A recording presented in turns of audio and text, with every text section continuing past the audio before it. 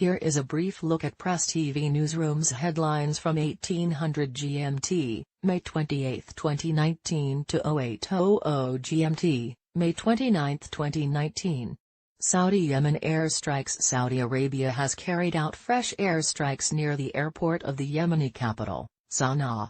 The attack targeted arms depots in the Al-Dailami Air Base, adjacent to Sana'a Airport. There is no report on the possible casualties. The strike is part of Saudi Arabia's prolonged aggression against its southern neighbor. Riyadh and its allies started a war on Yemen in March 2015. Since then, the Saud-led coalition attacks have killed more than 15,000 people, mostly civilians. The war has also displaced thousands of others.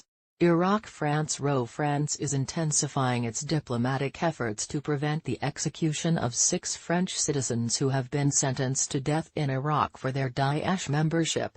Le Drian said he has relayed Paris's opposition to the death penalty to the Iraqi president.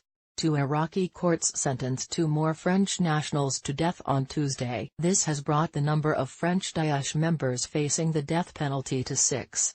Thousands of suspected Daesh militants, including hundreds of foreigners, are standing trial in Iraq. France has refused to take back French Daesh members, calling them enemies of the nation. According to Le Drian, there are about 450 Daesh-linked French nationals held in the Kurdish-controlled region in Syria.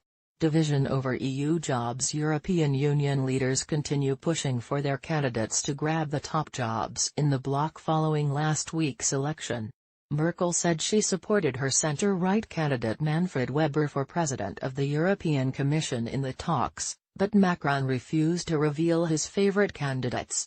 The 2 leaders made the statements after a closed-door summit in Brussels.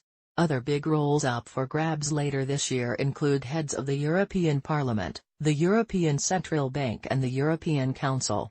EU leaders will meet again on June 21 to determine the senior leadership positions in the bloc. Sudan's strike. Wednesday marks the 2nd day of a general strike in Sudan, with organizers seeking to pressure army rulers to hand over power to a civilian government. Thousands of workers have participated in the strike, leaving air and bus passengers stranded. The strike follows weeks of protests demanding civilian rule. This, after the army toppled longtime President Omar al-Bashir and took power in April. Protest leaders and the army have held several rounds of talks to form a new transitional body.